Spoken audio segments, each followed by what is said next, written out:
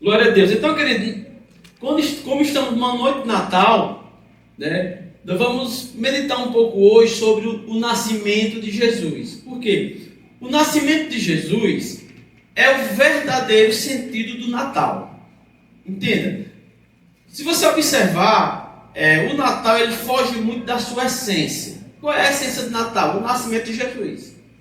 Né? Então, o Natal sem Jesus não pode ser o Natal. Se você observar, não sei se você é um bom observador, no decorrer dos anos, dos séculos, outras coisas apareceram para roubar a cena do Natal. Quem são essas pessoas? Né? O velhinho chamado Papai Noel, que não tem nada a ver com o Natal.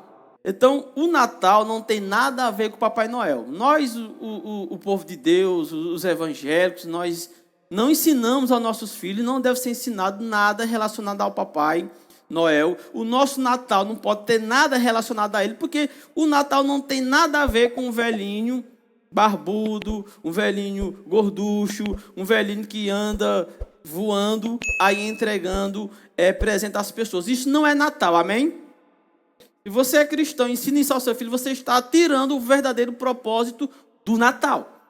Nós enfeitamos o evangelho, que ele pode sim, ele deve sim enfeitar a sua casa com efeitos de Natal, com árvore de Natal, que não pode ter referência a Noel, que não tem nada a ver com o Natal. O Natal não é dele, não pertence a ele. E nós temos que mostrar ao mundo o verdadeiro Natal, que é revelar, né, a pessoa de Jesus ao mundo.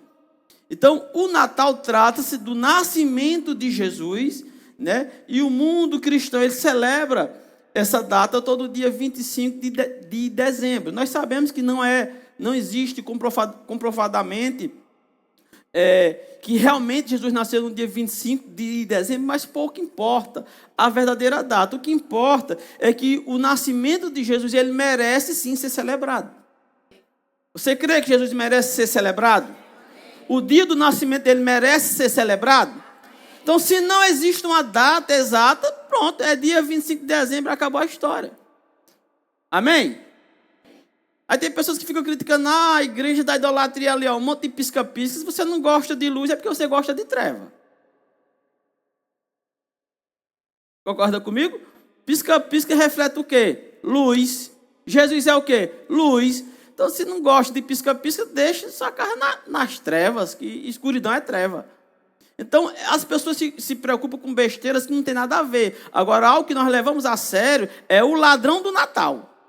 Aquele saquinho do Papai Noel ali não é para dar presente, não, é para roubar o Natal mesmo dentro do saco. Repita comigo, o Natal é Jesus. Amém, amém? Então, sem o nascimento de Jesus, não haveria comemoração nenhuma de Natal. Pode colocar meu tempo aqui, eu estou vendo que meu tempo não está. Por favor, me ajude com o tempo. Eu quero convidar você a ler esse versículo que está lá em Gálatas, capítulo 4, versículo 4, que diz o seguinte: vindo, porém, a plenitude do tempo, Deus enviou seu Filho, nascido de quê? De mulher e nascido sobre a lei. Esse versículo é muito interessante porque ele diz, olha, vindo, porém, a plenitude. O que é plenitude? Quando fala de plenitude, está falando de algo pleno, algo completo, algo que encheu ou completou-se. Ou seja, Deus havia prometido que um descendente da mulher que iria resgatar o mundo do pecado de Adão. Adão havia pecado, havia amaldiçoado o mundo, e com isso, todas as pessoas ficaram condenadas a irem para o inferno. E Deus prometeu o nascimento de um descendente da mulher que iria resgatar a humanidade. E foram se passando séculos e séculos e séculos, até que chegou a plenitude, chegou o tempo certo, o momento exato, que Deus viu que era esse o tempo de enviar o seu único filho com o propósito de salvar a toda a humanidade. Então a Bíblia deixa bem claro, vindo porém a plenitude do tempo, Deus enviou o seu filho, nascido de mulher. É o Deus que se encarnou-se.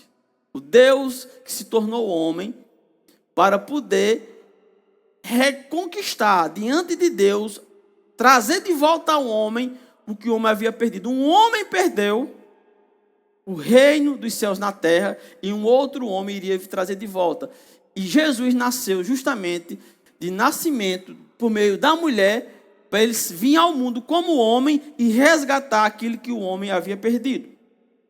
Agora, o interessante é que o nascimento de Jesus, ele se encontrou com várias profecias feitas há séculos de distância. É interessante pensar sobre isso.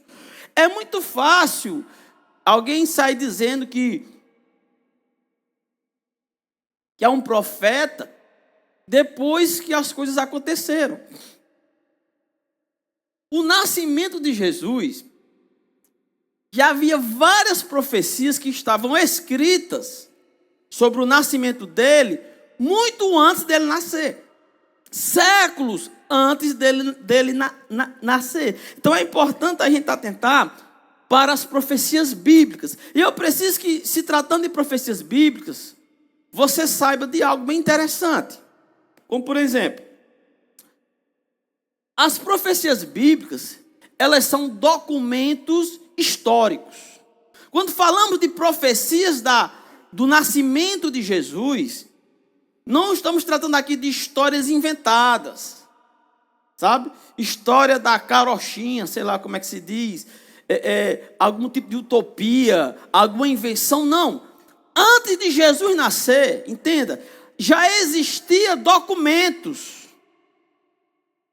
E esses documentos são profecias que já falavam séculos e séculos antes do nascimento dele. Entenda, Jesus, ele mudou a história da humanidade. A história da humanidade era uma. Quando Jesus nasceu, a história ficou antes de Jesus e depois de Jesus. Jesus, ele é o homem que mudou a história da humanidade. Então, as profecias bíblicas são documentos. E esses documentos, eles possuem autenticidade verificada devido aos avanços da ciência. Ou seja, esses documentos históricos, eles são autenticados pela própria ciência. Que, de fato, aquele documento estava escrito há centenas de anos atrás. Um certo homem, um grande estudioso brasileiro, um psicólogo, psiquiatra, conhecido como Augusto Cury, eu vi num dos livros dele, ele falando que, como psicólogo, psiquiatra, sei lá, ele tinha estudado a mente de algumas pessoas, como Sócrates, Platão, e aí ele parou e pensou consigo mesmo, por que não estudar a história do homem que dividiu a história, em antes dele e depois dele? E no livro ele diz que quando decidiu estudar a biografia de Jesus, dos 4 evangelhos, ele imaginava na cabeça dele que a história de Jesus era uma história literária. Ele não via como uma história real. E quando ele começou a estudar a biografia de Jesus, o comportamento de Jesus, diante de situações que todo ser humano passa, sabe? Analisando a mente de Cristo como homem, ele chegou a uma conclusão, e ele se denominava um ateu antes de estudar Jesus, e quando começou a estudar a biografia de Jesus, ele descobriu que não era uma história literária, e ele diz mais lá no livro dele, que é impossível a mente humana criar a história de Jesus. Ele disse, eu estudo a mente humana, eu estudo o comportamento humano, e o comportamento de Jesus é intrigante. O comportamento de Jesus, não existe ser humano capaz de criar aquela história, principalmente naquela época. Você está comigo? E ele, de ateu, se tornou-se um crente em Jesus, porque ele disse, eu não tenho outra forma a não ser me render a esse homem. Entenda, as profecias bíblicas são documentos históricos que possuem autenticidade e é verificada possui a autenticidade verificada devido aos avanços da ciência. A própria ciência prova, nos seus estudos, que esses manuscritos, que foram escritos há centenas de anos atrás, são autênticos. E que estavam escritos falando do nascimento de Jesus, centenas de anos antes de Jesus nascer.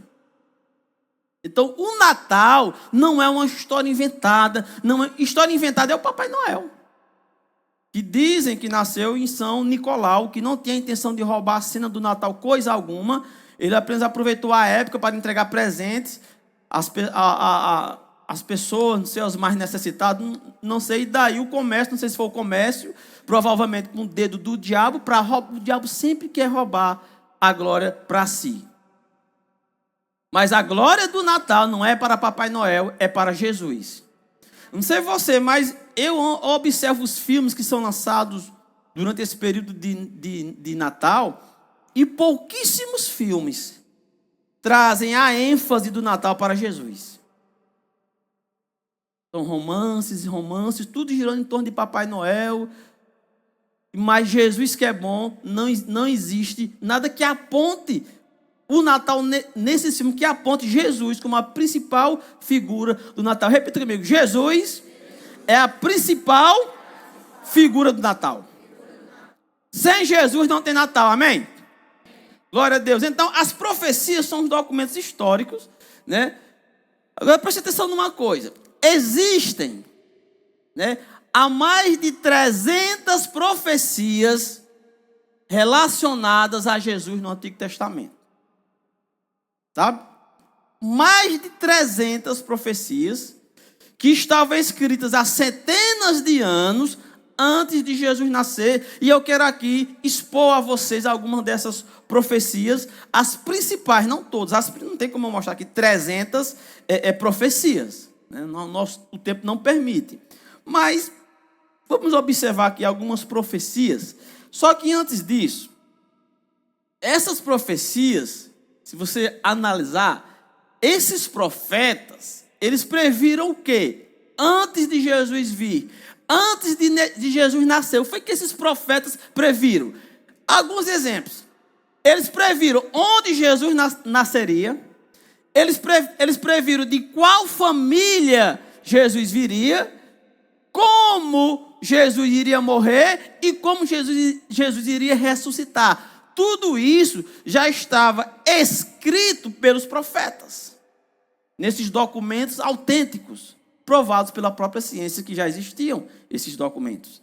Se as pessoas querem crer ou não, é uma história, mas que a autenticidade desses documentos foi verificada pela ciência, isso ninguém pode contestar. Pode não acreditar, porque a pessoa, tem gente que nem Deus quer acreditar, né? É a opção da própria pessoa, mas os documentos existem, né?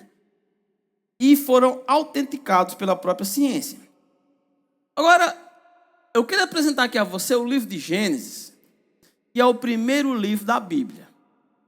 Uma história, um ponto interessante sobre esse livro é que a data de sua autoria é provavelmente 1440 e 1400 antes de Cristo, entenda? O livro de Gênesis, ele conta a criação do mundo. Ele começa narrando a criação do mundo. Mas essa criação do mundo foi revelada ao escritor do livro de Gênesis aproximadamente entre 1440 e 1400 antes de Cristo. E nesse livro de Gênesis, olha o que já estava escrito no capítulo 3, no versículo 15. Isso é uma referência ao Natal. Esse versículo é uma referência ao nascimento de Jesus, porque esse versículo é a primeira profecia sobre o nascimento de Jesus. É a primeira profecia sobre o Natal. E esse versículo está no contexto do Éden, quando Deus estava trazendo julgamento sobre o homem, sobre a mulher, sobre a serpente. E Deus disse com a serpente: porém inimizade entre ti e a mulher, entre a tua descendência e o seu descendente, este te ferirá a cabeça e tu lhe ferirás o calcanhar. Então aqui veio a primeira profecia, né, que foi registrado no livro de Gênesis, aproximadamente 1400 anos antes de Cristo.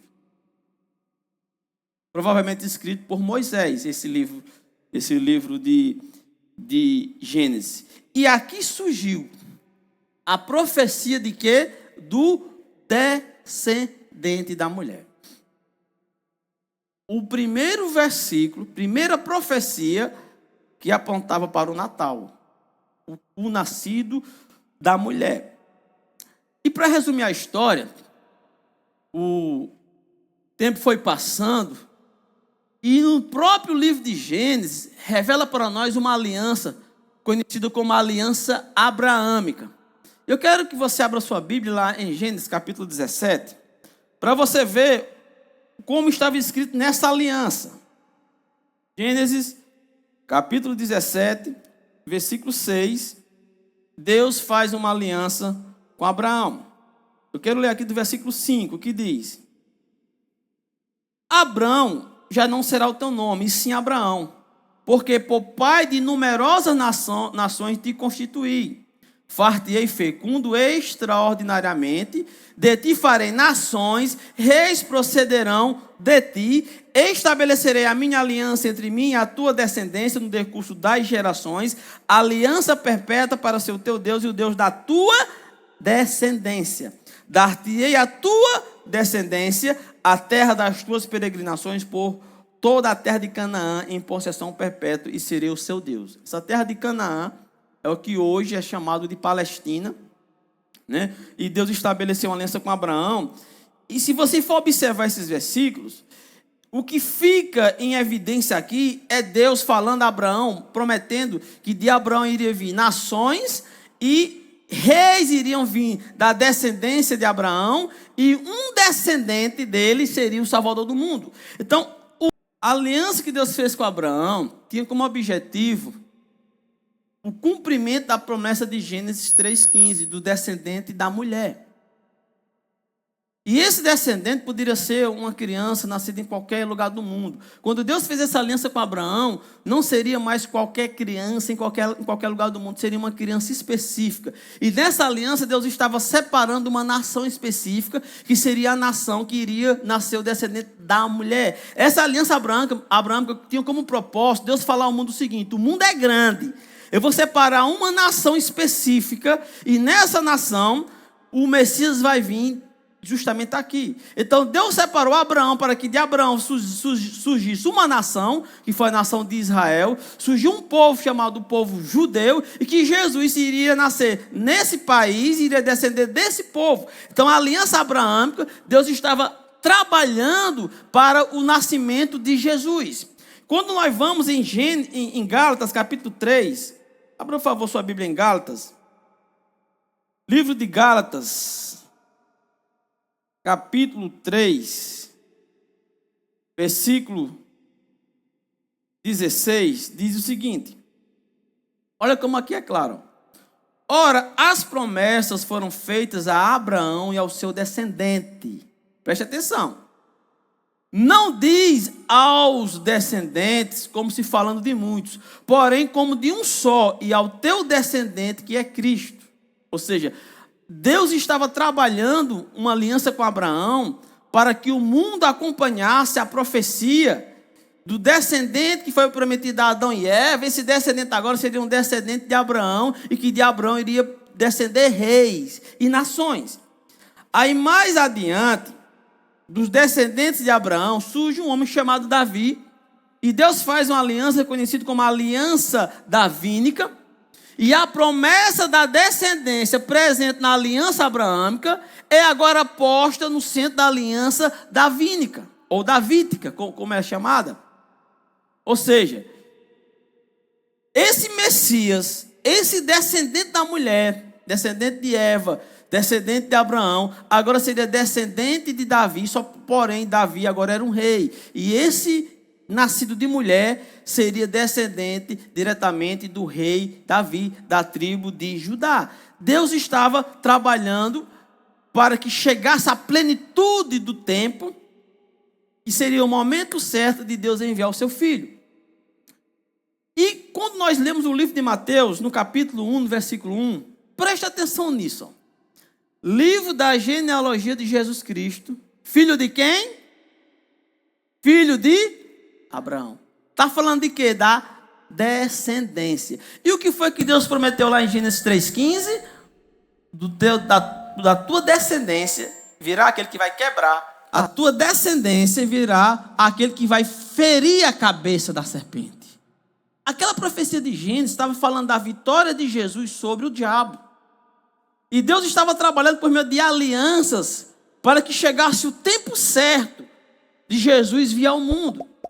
O tempo que Jesus demorou para vir ao mundo, para cumprir a profecia, foi o tempo que Deus estava preparando, esperando o momento certo, o tempo apropriado de Jesus nascer. E esse tempo chegou. Há mais de 2000 anos atrás, Deus cumpriu a sua promessa de Jesus vir ao mundo, do descendente da mulher, descendente de Abraão, descendente de Davi. E a Bíblia faz questão de falar sobre essa descendência.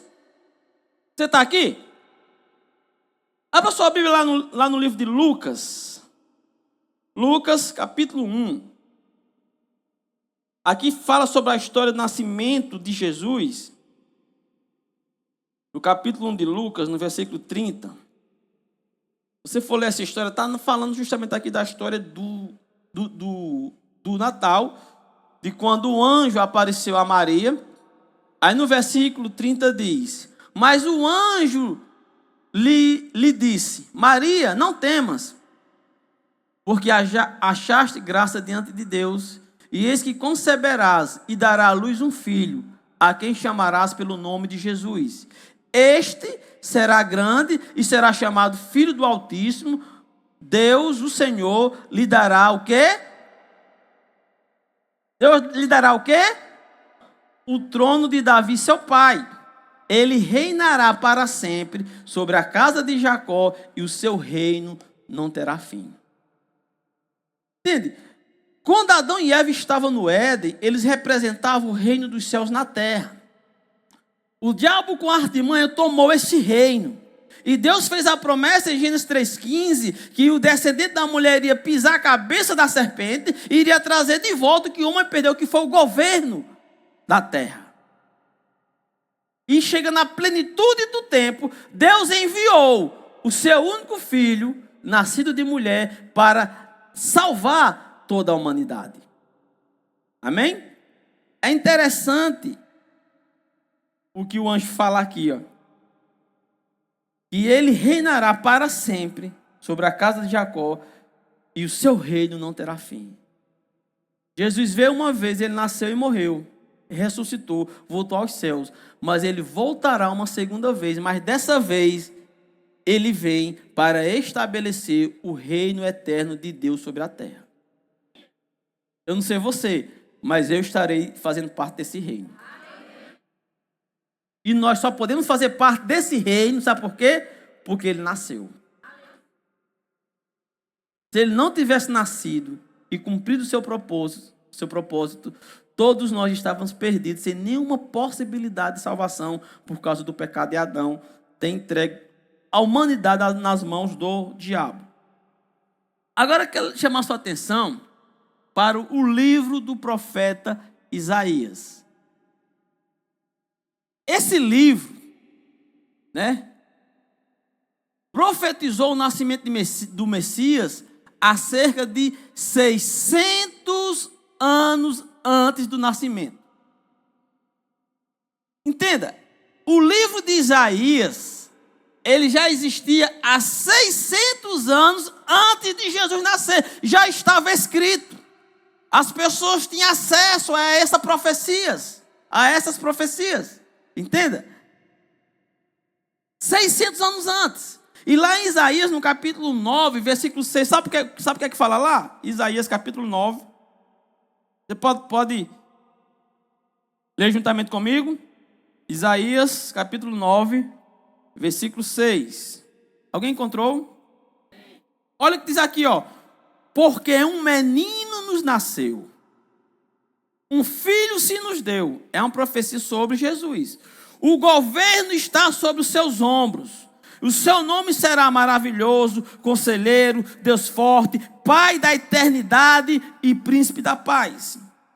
Para que se aumente o seu governo e venha paz sem fim sobre o trono de Davi e sobre o seu reino, para o estabelecer e o firmar mediante o juízo e justiça, desde agora e para sempre, o zelo do Senhor dos exércitos. Então, desde antes do nascimento de Jesus, as profecias acerca de Jesus nunca foi profecia sobre religião. Nunca. Se você observar, todas as profecias de Jesus falam sobre um reino. E ele será o rei desse reino, e esse reino não terá mais fim, entenda? A figura de Jesus é um reino, não religião. Não existe uma única profecia acerca do Messias, uma única profecia acerca de Jesus que esteja em contexto religioso. É em contexto de reino. E esse reino virá, e esse reino será estabelecido sobre essa terra, e eu farei parte desse reino, eu não sei você. Glória a Deus, não se trata de religião. Nossas reuniões aqui não se tratam de religião, mas de adorar o nosso rei. E hoje nós estamos aqui justamente para celebrar o dia do nascimento do nosso rei e salvador. E há mais de 600 anos, antes do nascimento dele, já havia profecias sobre esse nascimento. E sobre no livro de Isaías ainda, que foi escrito há 600 antes de Jesus nascer, 600 anos antes de Jesus nascer, tem essa grande pérola, que é Isaías 7,14, que diz: portanto, o Senhor mesmo vos dará um sinal, e eis que o quê? A virgem conceberá e dará à luz um filho e chamará de Emanuel. O livro de Isaías foi escrito 600 anos antes do nascimento de Jesus.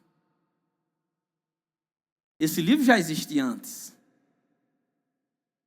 Mas eu acho que quem lia na época, não pode uma virgem dar luz. Isso deve ser uma forma figurada. Talvez os intérpretes não acreditavam que era literal. Mas sabe o que está escrito lá no livro de Mateus? Mateus capítulo 1, versículo 23. Isso foi quando o anjo apareceu a José e falou com José em sonho. Isso foi o anjo tratando com José. Todos nós sabemos que quando José percebeu que Maria estava grávida, ele quis abandonar ela para não acontecer algo pior sobre a vida dela. Ele achou melhor sair de fininho. E quando ele queria sair de fininho, um anjo apareceu em sonhos a José e disse: ela dará à luz um filho, e lhe porás o nome de quê? Sabe por quê? Porque ele salvará o seu povo dos pecados deles. Sabe, o grande propósito do nascimento de Jesus foi nos libertar e nos salvar dos nossos pecados. Esse é o grande propósito do Natal. Revelar aquele que nasceu para resolver o problema do pecado da humanidade. Eu não sei qual é o estrago que o pecado tem feito em sua vida, mas Jesus nasceu, o Natal existe para que esse problema seja resolvido em sua vida. E que o poder do pecado venha a cair por terra por meio de Jesus Cristo, nosso Senhor e nosso Salvador. Então ele nasceu com esse propósito. Aí vem o verso 22. Ora, o anjo falando isso. Ora, tudo isso aconteceu, né? Já foi Mateus escrevendo aqui. Ora, tudo isso aconteceu para que se cumprisse o que fora dito pelo Senhor por meio do profeta. E qual foi o profeta que disse há 600 anos antes de Jesus nascer que seria a virgem que concebeu a luz? O profeta Isaías. 600 anos antes do Natal. É mole um negócio desse? É brincadeira um negócio desse? Gente, é por isso que a Bíblia diz que o Deus desse mundo, ele cegou o entendimento dos incrédulos.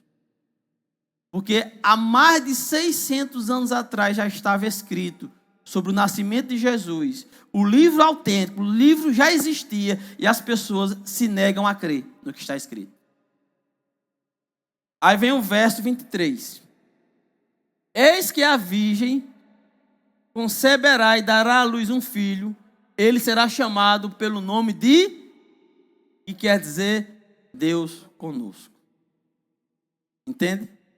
Isso já é no Novo Testamento. Mateus escreveu isso, relatando o Natal, o nascimento de Jesus, como cumprimento de uma profecia que foi escrita há mais de 600 anos atrás.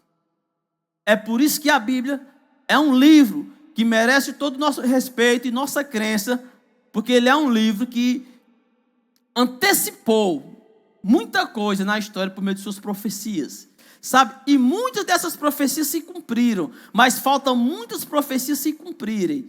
E pelo fato de mais de 600 profecias escritas por Jesus, dessas 600, só na sua primeira vinda ele cumpriu mais de 100 profecias, ou mais ou menos umas 300, eu não lembro bem exatamente o número de profecias, mas as que já se cumpriram nos dá a exatidão e a convicção de que as que faltam se cumprir também irá se cumprir.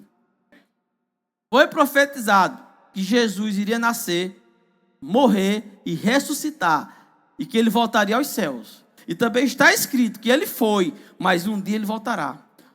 O Natal não nos lembra apenas do nascimento dele, mas nos lembra que Deus prometeu que ele iria nascer. E assim como ele iria nascer, Deus prometeu agora que ele irá voltar. E Jesus irá voltar. Eu não sei você, mas eu estou esperando o retorno de Jesus. Porque o livro que prometeu que ele iria nascer, se cumpriu o nascimento dele. Esse mesmo livro diz que ele irá voltar e ele voltará. Amém? Outra coisa a ser observada é no livro do profeta Miqueias. Esse livro, ele foi escrito aproximadamente 730 anos antes de Cristo. Você pode conferir comigo lá em Miqueias, capítulo 5, versículo 2. Eu quero que você me ajude a entender o que é que está escrito aqui nesse livro. É só algumas profecias, viu, gente, sobre o Natal. É só algumas profecias sobre o nascimento de Jesus, que já estava escritas muito antes dele nascer. Isaías estava escrito há 600 anos antes. Miqueias já tinha uma profecia há 730 anos antes do Natal. E sabe o que estava escrito? E tu, Belém, Efrata, pequena demais para figurar como grupo de milhares de Judá. De ti me sairá o quê? O que há de reinar sobre Israel, e cujas origens são desde os tempos antigos, desde os dias da eternidade. O que é que Miqueias está revelando? Que vai nascer alguém que já existe, como diz o nordestino, Adoge. Sabe o que é Adoge de Adoge? Você consegue entender? Você consegue raciocinar o que é Adoge de Adoge? Eu estava falando aqui, ó, ele já existia desde os tempos antigos, desde os dias da eternidade. Aí fala que ele virá o quê? Para ser um líder religioso? Não, ele virá para reinar, governar. Não se trata de religião. Jesus não está ligado à religião e muito menos à religiosidade. Jesus está ligado a um governo, que é o governo dos céus sobre a terra. E nessa profecia deixa bem claro o quê? A cidade que ele iria nascer. E que cidade é essa? Belém. Então já estava escrito, aproximadamente 730 anos antes, que o Messias, o Jesus, iria nascer na cidade de Belém. E 600 anos antes, iria nascer de uma virgem. Não sei você, mas eu fico de boca abrida com um negócio desse. Eu fico bestificado com a exatidão das profecias bíblicas, escritas há muito tempo antes de Jesus nascer, e se cumpriu da forma que estava escrito. Em Mateus capítulo 2, versículo 1 diz: tendo Jesus nascido em Belém da Judéia, em dias do rei Herodes, eis que vieram o quê? Uns magos. Eu não sei de onde as pessoas tiraram os reis magos, porque na Bíblia não existe rei mago, não. Na Bíblia só existem os magos. Os magos do Oriente a Jerusalém. Você sabe por que esses magos? Sabe por que foi que esses magos eles entenderam isso, eles foram guiados pelas profecias. Eles conheciam o que estava escrito e as profecias deixavam claro uma exatidão muito próxima de quando o Messias iria nascer. E a cidade era Belém. E eles vinham porque eles sabiam pelas escrituras o tempo que ele iria nascer, que também estava escrito. Aí no versículo 5 diz: em Belém da Judéia responderam eles, porque assim está escrito por intermédio do profeta. Ou seja, os reis magos, eles sabiam que Jesus ia nascer em Belém porque estava escrito no livro dos profetas. E quando Herodes queria saber onde estava o rei dos judeus para poder matar, perguntaram onde era a cidade, e os magos sabiam que pelas profecias Jesus iria nascer na cidade de Belém. Aí vem o livro do profeta Oséias.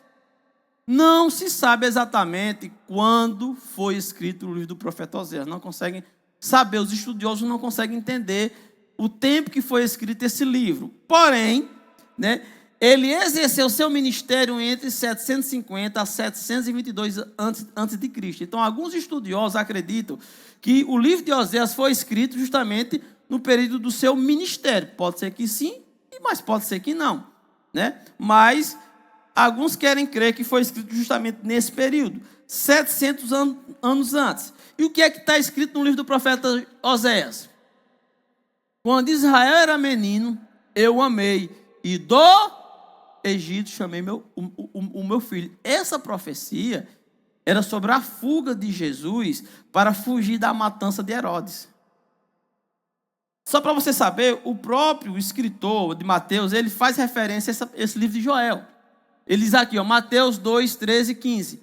Tendo eles partido, eis que apareceu um anjo do Senhor a José, em sonho, e disse: dispõe-te, toma o menino e sua mãe, foge para o Egito e permanece lá até que eu te avise, porque Herodes há de procurar o menino para o matar. Versículo 14. Dispondo-se ele, tomou de noite o menino e sua mãe e partiu para o Egito. E lá ficou até a morte de Herodes, para que se cumprisse o que fora dito pelo Senhor por meio. Que profeta foi esse? Profeta Oséias. Foi quem profetizou: do Egito chamarei o meu filho. Então já estava profetizado tudo isso, queridos. Todo o Natal, toda a história de Jesus já estava profetizada há séculos antes do nascimento. A sua fuga, a virgindade de Maria, a morte de Jesus, a ressurreição, tudo já estava escrito. E o mais espetacular que eu acho é o que está escrito no livro do profeta Daniel. O livro de Daniel foi escrito aproximadamente há 500 anos antes de Jesus nascer. E esse livro traz revelações espetaculares sobre o nascimento de Jesus. Sabe o que é fantástico? Não é aquele programa da Globo, não. Fantástico são as profecias bíblicas. Isso é fantástico. Sabe? No livro de Daniel, no capítulo 9, versículos 25 e 26, narra vários eventos proféticos que foi escrito justamente há 500 anos antes. Sabe, entende? Desde a saída da ordem para restaurar e para edificar Jerusalém, até a ungida ao príncipe, 7 semanas, que são 49 anos, que aqui são semanas de anos, não são semanas de dias, e 62 semanas são de anos e não de dias. As praças e as circunvalações se reedificarão mais em tempos angustiosos. Deixa eu tentar resumir esse contexto para você aqui. O povo de Deus estava vivendo debaixo da servidão de Nabucodonosor, rei da Babilônia, por causa da desobediência deles. Eles pecaram, desobedeceram. Deus levantou o profeta Isaías, disse que se eles não se arrependessem, Deus iria destruir, Nabucodonosor iria vir, iria destruir a cidade, os muros da cidade, iria matar muito povo judeu, iria escravizar eles, e eles não se arrependeram dos pecados, e a profecia se cumpriu. Então, Nabucodonosor veio, destruiu a cidade, destruiu os muros.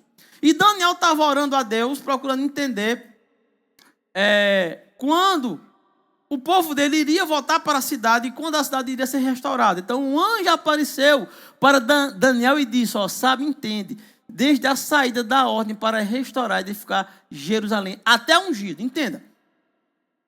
Essa profecia trata-se de quê? Os muros da cidade estavam em ruínas. Daniel estava orando, pedindo a Deus revelação de quando seria restaurado. Aí Deus disse, olha, entenda uma coisa. 7 semanas, são semanas de anos, não são semanas de dias. Ele diz, olha, 7 semanas, que são 49 anos, os muros da cidade seriam erguidos. Você está compreendendo?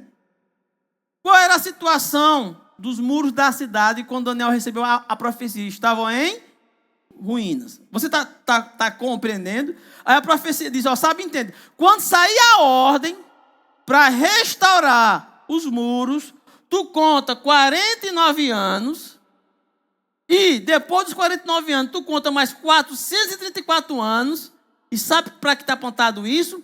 Para a chegada do Messias. Você vai abrir o contexto.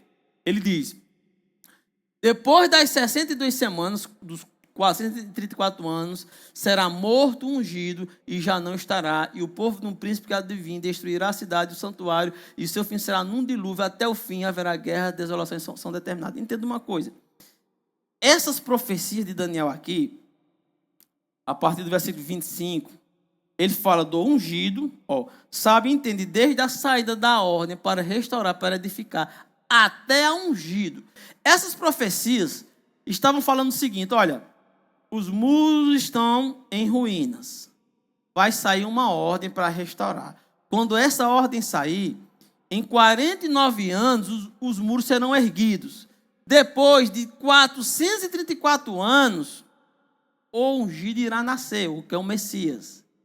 E depois dos 434 anos, ele será morto e já não estará. E um povo do príncipe que há de vir irá destruir de novo a cidade. Entenda? A profecia falava aqui, olha, os muros estão em ruínas. Você tá compreendendo? Estava na época, em ruínas. Quando a ordem sair para reerguer, conta 49 anos. Está compreendendo? Assim diz a profecia. Quando cumprir os 49 anos, você vai contar 434 anos para a chegada do Messias. Aqueles magos, como era que eles sabiam exatamente quando Jesus iria nascer? Porque eles tinham conhecimento dessa profecia, que em 434 anos, após a reconstrução dos muros, o Messias iria nascer na cidade de Belém. Você entende? Tudo já estava escrito. E Jesus veio cumprir tudo que estava escrito. E eu louvo a Deus. Porque quando eu medito nesses textos, eu medito nesses versículos, me dá mais convicção da veracidade da Bíblia Sagrada. Me dá mais convicção do nascimento de Jesus, o homem que dividiu a história antes dele e depois dele. Por isso, exatamente por isso, que o diabo cega a mente das pessoas. E um velhinho barbudo, ladrão de Natal, fica ofuscando para que as pessoas celebrem o Natal sem nem saber quem é a principal figura do Natal. E eu louvo a Deus. Porque a palavra de Deus, ela é luz para o nosso entendimento. E comércio nenhum, propaganda nenhuma, vai roubar o verdadeiro sentido do Natal no nosso entendimento. E nós temos a palavra, nós temos a revelação. Entenda? O Natal é a história do nascimento de Jesus, não um homem religioso, mas um rei. E morreu pelos nossos pecados, e ele voltará para reinar novamente. Você crê? Você crê em Jesus? Ele veio para nos salvar dos nossos pecados. Você foi abençoado? Essa é a verdadeira história de Natal. Pastor, crente pode ter árvore de Natal? Deve ter. Crente pode colocar pisca-pisca melhor do que trevas, é luz. Amém? Só não pode você ter nada na sua casa, nada aqui na igreja que dê alusão ou a Papai Noel. É por isso que eu disse ao pessoal das meninas que queria fazer a apresentação, não use a touca de Papai Noel, porque isso não é uma referência a Jesus. É uma referência ao velho ladrão de Natal. Você está comigo? Quando foi fazer a apresentação das crianças no ano passado, aí perguntaram, pastor, aí mostrou lá o design da roupa e o chapeuzinho. Eu digo, e o chapeuzinho aí? Pode tirar, isso aí não tem nada a ver com Natal, isso daí é o ladrão de Natal.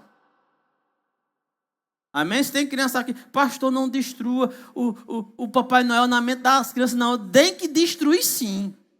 As crianças têm que saber que o Natal nasceu o Salvador do mundo. Que vai chegar um momento que elas vão precisar confessar o pecado delas a Jesus para que elas sejam salvas. Você foi abençoado? Ficamos felizes por você ter acompanhado mais uma de nossas ministrações. É uma alegria ter você conosco. Queremos aproveitar para te convidar a conhecer a nossa igreja. Confira a nossa programação de cultos semanais e faça-nos uma visita. Estaremos de braços abertos para compartilhar momentos de fé e comunhão com você.